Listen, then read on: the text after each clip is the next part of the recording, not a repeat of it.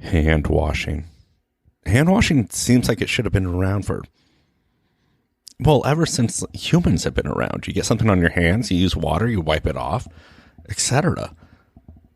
But modern hand washing, as we know it, didn't really take effect until the mid-1800s. And instantly saw benefits when it came from doctors who were performing surgeries or doing something with someone with gangrene and then delivering a baby.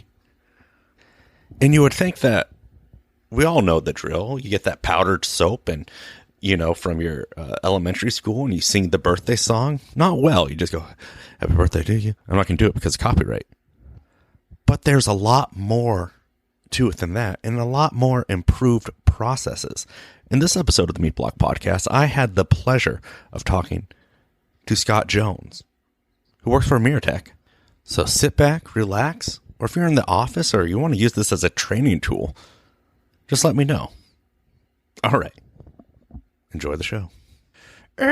Record scratch moment. I always tell people, or I always forget to tell people, to check us out on Apple or any other place and send it to a friend, and please like and subscribe, and please leave a review. All right, thanks. Good cutting enhances the quality of good meat. In his way, the meat cutter is an artist. Poor cutting results in an inferior piece of meat, regardless of quality. Bunzl Processor Division has been in the food, processing, and packaging industry for over 135 years, offering over 35,000 of high-quality products designed specifically to meet the needs of the meat processing, butchery, food processing, and janitorial industrial industries. Bunzl Processor Division also specializes in packaging equipment and supplies, offering the Multivac P-Series line of chamber packaging machines, as well as the Clarity line of shrink bags, roll stock film, and vacuum pouches. They have numerous product experts and outstanding customer service. And let's not forget, free UPS ground shipping on all orders over $400 or more. And now, Scott. Yeah, so Scott Jones, I'm with a company called Meritech. We are based in Colorado, in Golden, Colorado. And we do automated hand washing systems and footwear sanitizing. So basically, our focus is to take the variability out of the human factor of carrying pathogens into production areas is our main focus. We're in a lot of different industries. With the hand washing, we've been around 30 years. If anything good per se has come out of the last 2 years, the craziness is that everybody in the world understands now that washing your hands is probably a pretty good idea, right? Yeah. So we've been actually doing that for 30 years, and basically we have an automated system that does it, perfectly, consistently every time. It just takes, again, the variability out of the equation, and so we're in different industries. We're in everything from cruise ships to restaurants to some healthcare, all that kind of stuff. The main focus is food production, right? Because the challenge of washing your hands is doing it the right way, right? So sing the birthday song 2 times. Put get between your fingers and your thumb and all that kind of fun stuff. And it's a big challenge when you've got a group of 100, 200 people, coming in for a shift, donning hairnets and all that, and trying to get to the floor and trying to police that behavior, just trying to be sure that everybody's doing the right thing. That's a big challenge, and that's what we bring to the party, is the ability to streamline that. Our system, it's only 12 seconds, so it's half the time of a normal manual hand wash. It's supposed to be from 20 to 40 seconds by the time that you're actually running water and doing the 8 steps and then drying your hands. We do it in 12 seconds, so basically half the time. And again, everybody's guaranteed not to have the pathogens on their hands. We have the FDA third-party lab studies where it's a minimum of a 3-log reduction. So 99.9% of harmful pathogens are removed from your hands. And that's the biggest thing too, is, with talk about hand hygiene, use of sanitizers, things like that. The best method, according to the CDC, right, is hand washing is the single most important means of preventing the spread of infection, right? So you don't want to kill or try to just kill pathogens on your hands. You want to remove them from your hands. That's why hand washing is always the preferred method. And so again, that's what we do. So with the equipment we have, we do that, and then we get into footwear sanitizing and boot scrubbers and stuff like that when we get into manufacturing. That's kind of the nutshell. And then the Clean Tech is the line of hand washers and boot washers. Yeah, because if people don't know who are listening, that the hands have crevices, there's cuticles, there's things that you may not think of when you look at your hands, but they could end up developing a biofilm. There could end up being people just don't know how to scrub, or if they're in a situation where you have the 100 people getting ready for a shift, there may be the perceived sense of urgency of like, the quicker I get this done, the quicker I can start working. And cutting down that, you don't want 100 people all standing there singing the birthday song. One, it would be annoying. They'd all be at different points in the song. Right. But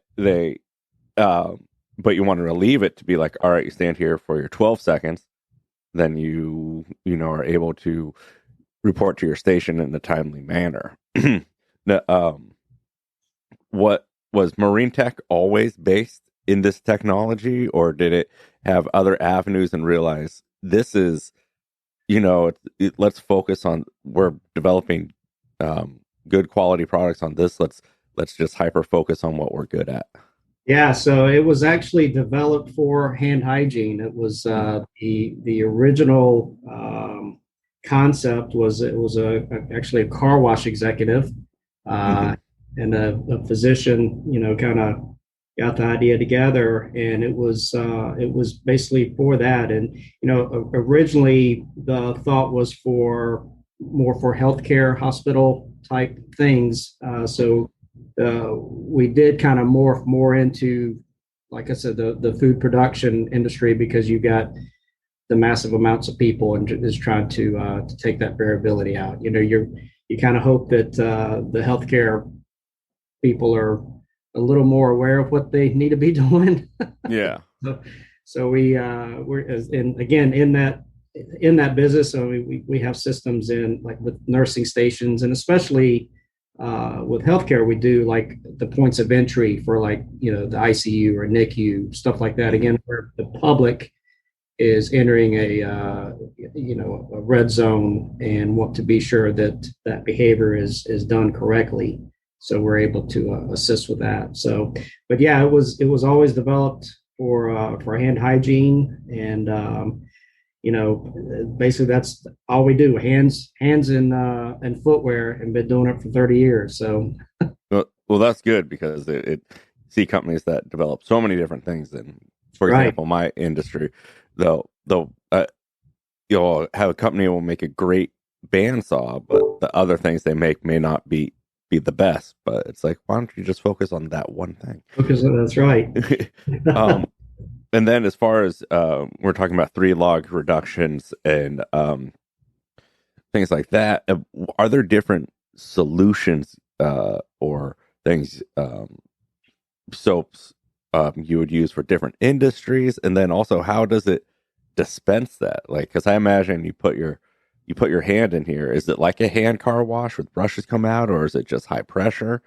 What's the user going to experience? Yeah, no, it really is. And it's always fun trying to explain it without the visual, right? So we talk about it, and then when somebody actually uses the system, they go, "Oh, I get it," right? Yeah.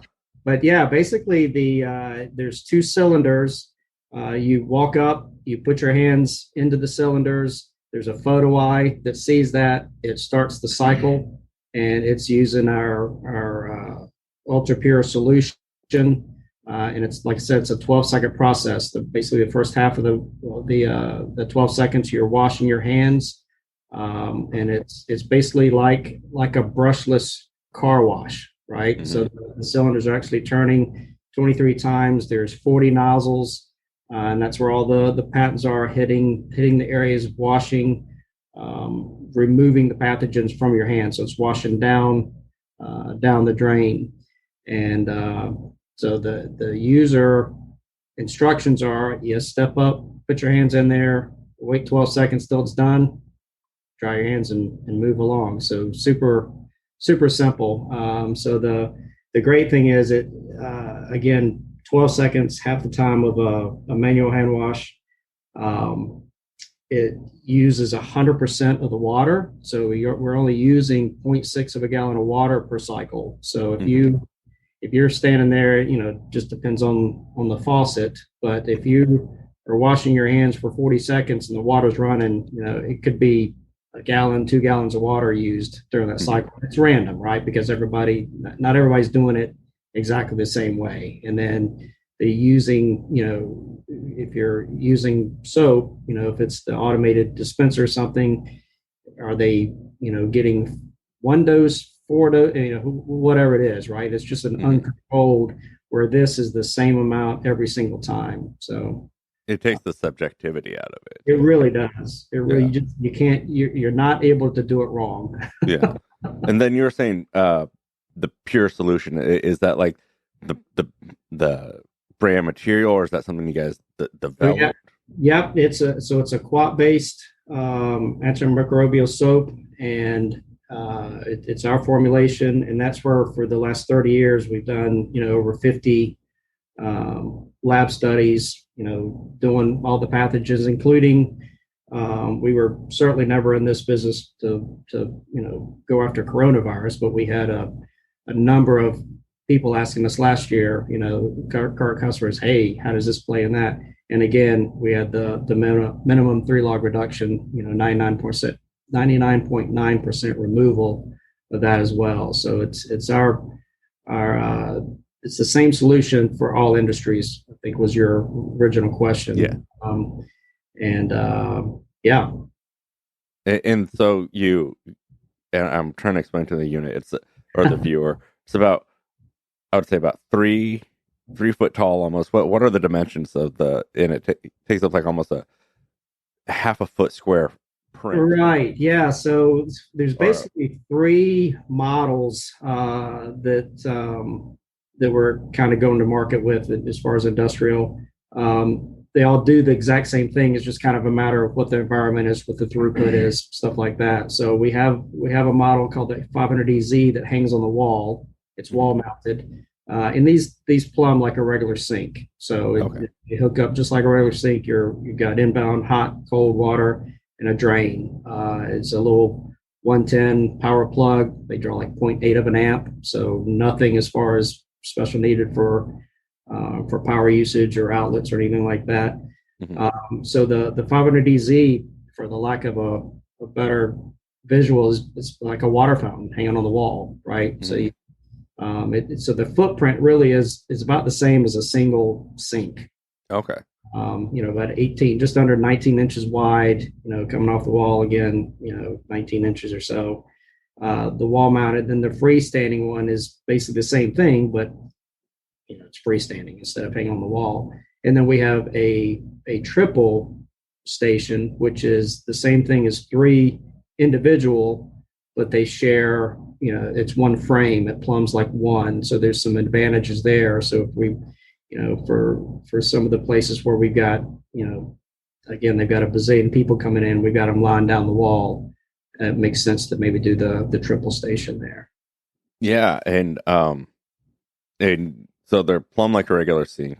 So it's not recirculating gray water. It's all going back. Correct. That's correct. It's using fresh water.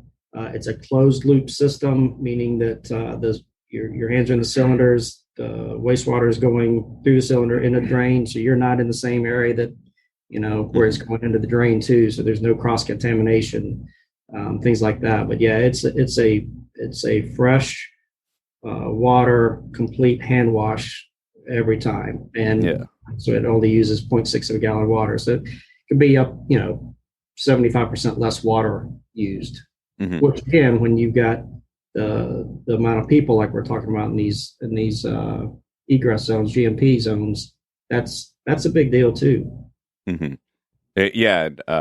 Just so people listen, people are like, well, of course there'd be in a closed loop where it goes into the drain.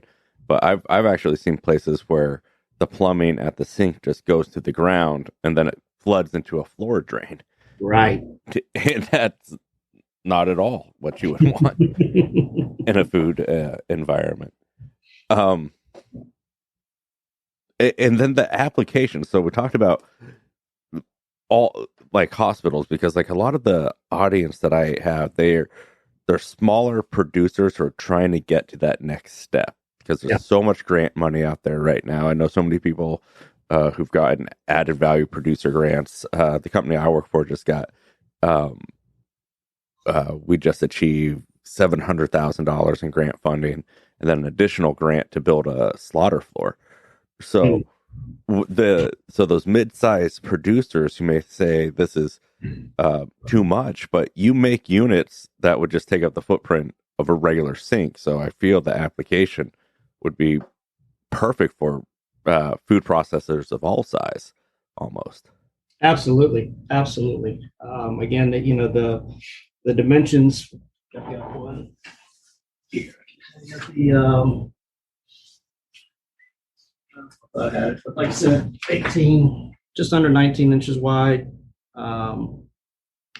Even the triple unit's only 56 inches wide. So it's definitely taking up no more than a standard sink. And so you're able to do a small hygiene zone where, again, you're donning, your hair nets, your beard nets, washing your hands, doing everything in a small area, and keep the throughput in a way that everybody's behavior is uniform and precise and efficient, really, to get through that zone. And I just want to say something real quick. So most cut rooms that I've worked in is standard 10 employees. You got some butchers and you got some wrappers. So if they're all taking 40 seconds, that means your last employee from your first employee is 7 minutes away. It's actually 6.6 minutes. So that's significant time where if you take the same amount of people with what you're offering, it's only a minute, or it's only 2 minutes. So it cuts that significantly. And and just imagine that growth with even more employees added and more, and then just saving the time. Or I think we all know how frustrating it is when you're in a break room and you're waiting for the microwave, right?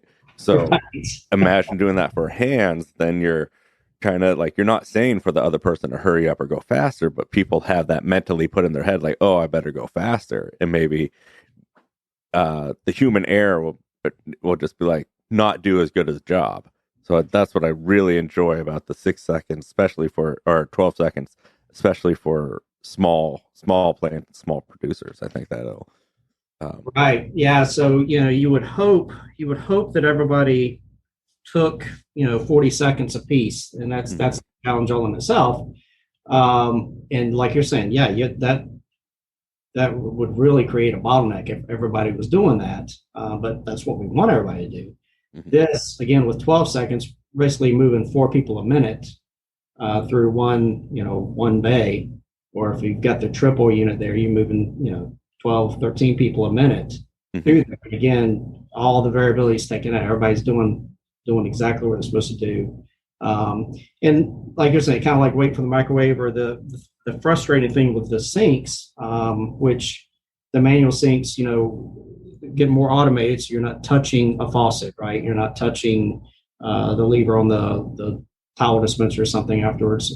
But the trick is, and this is so frustrating, especially at airports, it seems like it's always the worst, is the photo. You're trying to put your hand under, get the water running, and it doesn't. Right? It's kind of intermittent. You got to hold your hand just right to get the water going. 5 seconds of water.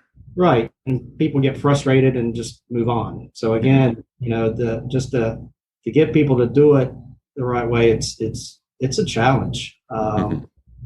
So this is again, 12 seconds, you're done. And then talking about when people walk up to it first, and it's it hooks up to it could mount to a regular plumbing fixture. So would you just adjust? How do you adjust the temperature? I guess. Right. So that's a good question. So you don't have to. It's again the inbound hot and cold. There's actually a blending valve, and it blends the hot and the cold water together. So we're looking for like a 105, just because it's a comfortable thing. Nobody likes to wash their hands in ice cold water, and obviously you don't want it, too hot. And so it will blend that every time to be that consistent temperature. You don't have to make any adjustments on that. Okay, awesome. And then if I walk up and I want to use this thing for the first time, do I say abracadabra? Do I put my hands in? How does it know?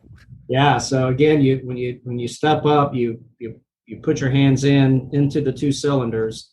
There's a photo eye that sees that on each side. So it starts automatically once your hands are in there.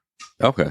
And then the completion, and there's a countdown timer on the top. It starts out reading 12 and says washing and then rinsing, and then says complete when you're done. So it's actually kind of guiding you along for that journey of 12 seconds to clean. And, when it's done, pull your hands out and dry them and go along your way. So let's move on to boot sanitation.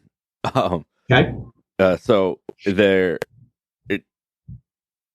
visually it looks different. You got like almost like a walkway and with handhelds on each side. But what and it looks like there's brushes and probably a more aggressive aggregate that's used. Right. So basically with kind of the different models, we've got the hand hygiene. And then with the freestanding models, we can start introducing footwear options. So the great thing, and just to back up a little bit from those scrubbers, the great thing with that is, and this is, more and more so, it's been amazing in just the last 3 years, 5 years, footwear sanitizing is a big deal. More and more so, just because the awareness is there. If it's not a captive footwear program, and who knows what you're doing before you get to work and what you're walking through in the parking lot to go inside. And historically you're going into a GMP zone, tracking in whatever you've been walking through. So the footwear sanitizing, it's been a big deal with all the industries really.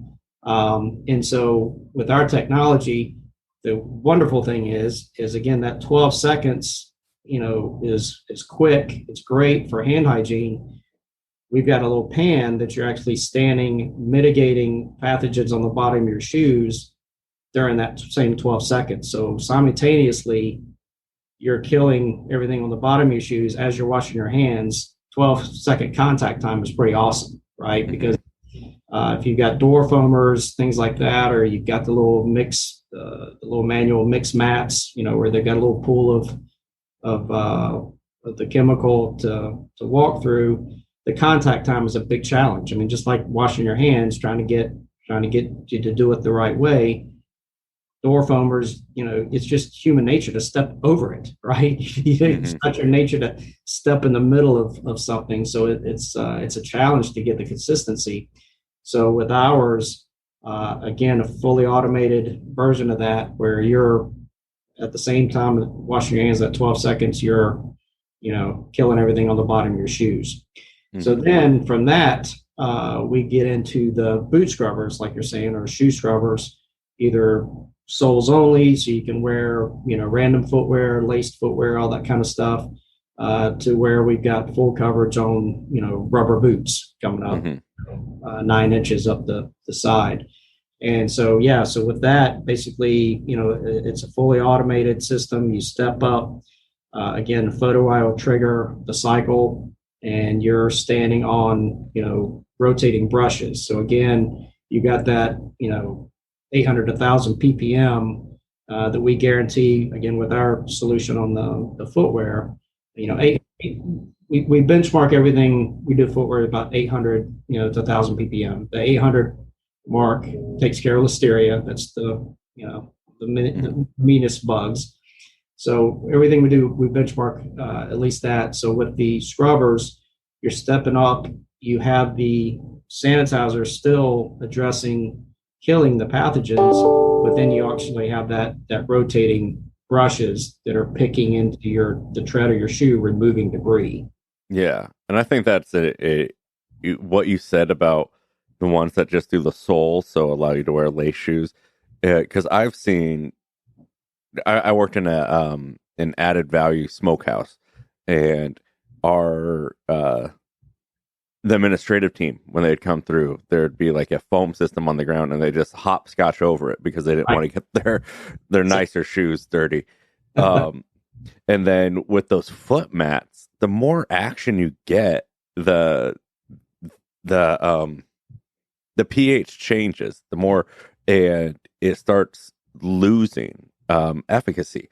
So what you're recommending with it having a closed system, it won't have that loss of strength over the day, because in theory you should be almost titrating those foot mats at least twice a day, depending on use.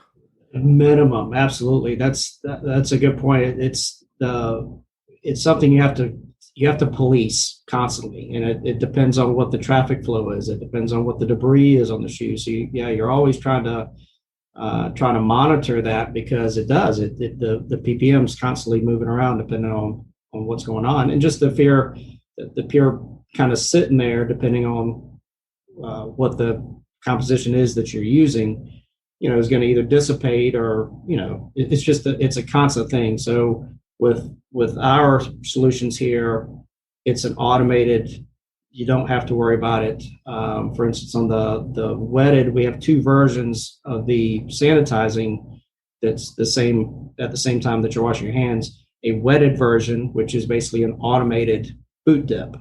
So like the Mix-A-Mat that we're talking about, this, after every cycle, after every hand wash cycle, there's a little bit more dose in the pan, a little bit drains out. So it's constantly refreshing itself. So you've got that, that guaranteed minimum 800 to 1,000 ppm all the time. And then we have another version because it's, again, the footwear has just been such a hot topic these last few years. We came out with a drier environment version, if you will, which is an alcohol based quat. And so with that, we don't have to have floor drains because it will evaporate over time, and it does its job, but then it's gonna, when you step out of it, it's gonna dry quicker, right? But again, both versions are very automated to where you don't have to police it. It's not just sitting there waiting for you to check it and rework it. Yeah. And then when we get into the scrubbers, the way those work is the inside the system, the spray trees, if you will, are spraying the solution onto the brushes, and then the brushes come in contact with your shoe. So it's not spraying up at you or anything. So it's, again, doing both things as far as applying the solution that's killing the pathogens, as well as removing debris out of the tread of your shoe. Okay. And then we've been talking about BPMs. We've been talking about, titration. When I get one of these machines, does it already have the flow tip on it? Is what's the way to Yes. So the great thing is it's calibrated to where, again, there's nothing you have to do. It's an easy way to check. Again, it's a quat-based solution that we're using both for the hand hygiene and the footwear. So the easy way is have a little quat strip, right? You can do an instant check to make sure, that the hand hygiene, we're around that 300 ppm mark. And again, on the footwear, at the 1,000 ppm mark. So it's easy to use a little strip to make sure, nothing's gone awry on you. But it stays consistent. So there's nothing that really takes it out of calibration. But one of the things that we do, I mean, the biggest thing that we pride ourselves on is when we're going to market, we're really partnering with the company. We're not just trying to sell a tool and then, all right, that's great, thanks, we'll see you later. I mean, this is a true partnership to where we are working with them, trying to be sure that they are accomplishing what the goal is for that hygiene zone. And so, we have full service team. We come out, we do the PMs, making sure everything's always working properly and all that kind of stuff. And the systems are just built, they're built to withstand. And we've got stuff out there that's 10, 15 years old, with millions over 1 million cycles on it. But as far as the upkeep and testing it, the simple way is just a little quat strip. But we're very engaged with the customers to be sure that everything's always working properly. Yeah, and I just want to talk about that, about being involved in the customers, because I know one of the biggest struggles with trying to set up this podcast is that you've been traveling, going to different plants and setting up and doing, reach outs. So you're very much on the road. You're very, and I'm sure other members of your team are the exact same way. So, Yeah, no, absolutely. So that's one of the things we do. And that's one of the awesome things that I love about this job is you basically, every day it's a how it's made episode, right? You're going into all kinds of different plants and seeing the challenges people are having and kind of what their goals are and kind of working together to figure out the best mousetrap. We certainly encourage and want to come. The video calls work out great too, but it's always helpful to get on site, walk the plant, understand what the needs are, what the challenges are, what the traffic flow is, stuff like that really help advise and collaborate on what a good setup would be. And then we go as far as helping to design. I mean, there's been numerous times to where if it's a renovation or a new build or something like that, where we're having the conversation of what the equipment to put in, and then we end up redesigning it, right? So we've got a team, we can take the drawings, drop the CADs in, and basically rework, the pathways and the traffic flow, inbound and outbound. Maybe on the inbound we're just trying to be sure we're killing pathogens, not really removing anything, washing our hands. But on the outbound, we have a scrubber maybe, because they're picking up debris on the floor. You don't really want to be carrying that back into the common areas and to the break room, stuff like that, because then again, you're introducing something that's gonna start growing, right? Yeah. So let's talk. You talked about custom jobs customizing something that would fit each plant. Maybe you don't have that thing. Like for a large scale operation, you go there, you take measurements, you do calculations of how many employees are there because you want to make sure everything that what you give them fits their needs. And then for the smaller producers with those 10 staff members or or fewer, you had the units that could just mount like a regular hand washing sink. So I just want to let the listener know that this isn't, if you think you're too small or too big, you guys fit all of those parameters. Absolutely. Yeah. We're in the partners we have out there range from, like you're saying, the people that have 5 people up to the 2,000 people in a plant, all the above. And so it's and again, we've just got a little handful of systems to choose from. It's just a random configuration. Again, everything from the single station that's the one station that's mounted to the wall to turnstiles, controlled access, to you name it. And it's fun. It's because the daunting thing is people think, oh my gosh, I've got 80 people, I've got 100 people that are actually coming in all at one time. How am I going to get everybody to wash their hands the right way? And you figure out, well, they're actually donning hairnets. I mean, there's kind of a systematic routine and flow to where, those 80 people, 100 people truly aren't standing in one spot at 1 second, right? So you can stair step, again, the steps of stopping to get your hairnet if they're donning a lab coat or something or whatever it is, and make that traffic flow. And what we find is, we actually will get by with less bays, less stations than you would a manual sink, again, because you're moving people through quicker. So and I think that's important for this, and that's important for the listener to know, because they think like so many stations, this is going to be a bigger footprint, but if you get by with less, then you could have more room for a multitude of things. Yeah, absolutely. So let's say I listen to this episode and I'm like, and I call Bunzl, because that Don set this up. So thank you, Bunzl and Don. And they reach out to you.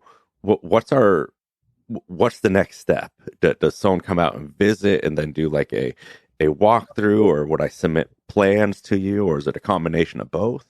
Yeah, all the above. So we certainly, the wonderful thing with Bunzl, I mean, they are a good avenue and experts of bringing value added solutions to a plant. And so when I guess on the front end is, we'd probably have a phone conversation, kind of get an understanding what the task is, kind of what we're looking for, what are you doing now, what's working, what's not working, and then whatever the timing is, if it's a rush trying to do it really quickly, we can do video calls, or we can do boots on the ground, come in and meet with you. It's definitely all the above. Every situation is a little bit different, but certainly we've got the resources. We've got a lot of in the corporate office, we have a demo wall, if you will. So we've got systems that are actually hooked up where we can do, the last couple of years, again, these kind of Zoom meeting type things everybody's a little more used to it. So it's easy to do a virtual demonstration, and really talk through and walk through what the different scenarios could be. Yeah. And I think that's great. And then lead time, because I think everyone's so worried with shipping and everything right now. What are that? What's that's hyperbole. So I something we can really kind of brag about a little bit. So again, we're a USA, all made in USA, all that kind of fun stuff. We like to out and beat our chest. And lead times, we're like a couple weeks. Okay. Say 2 to 6 weeks, just depending on what we've got going on.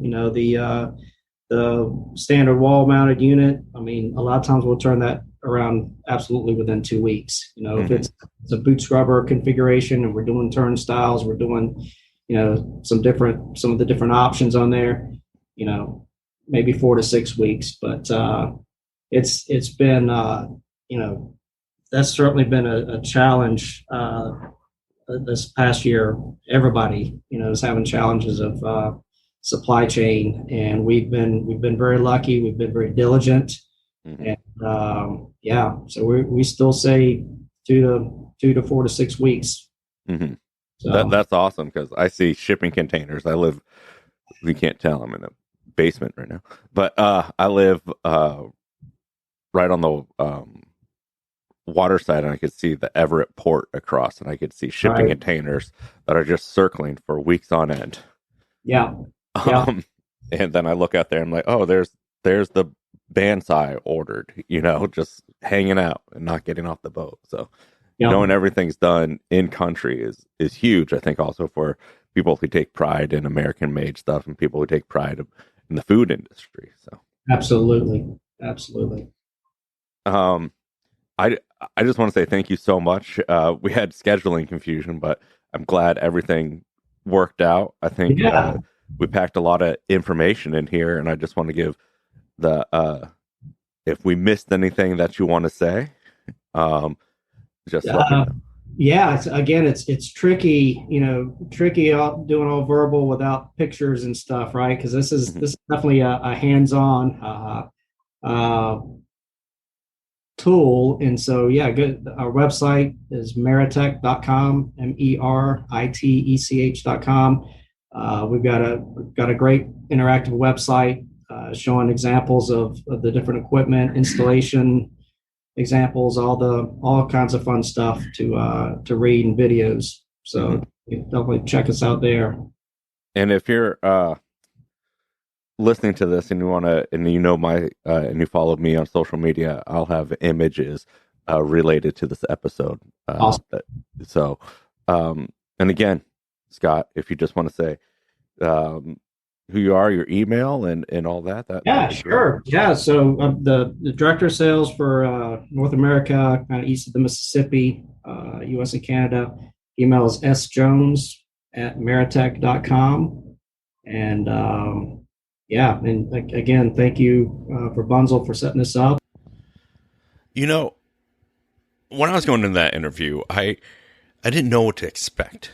But I learned so much and how important it is and how much of a time saver what Meritech is offering.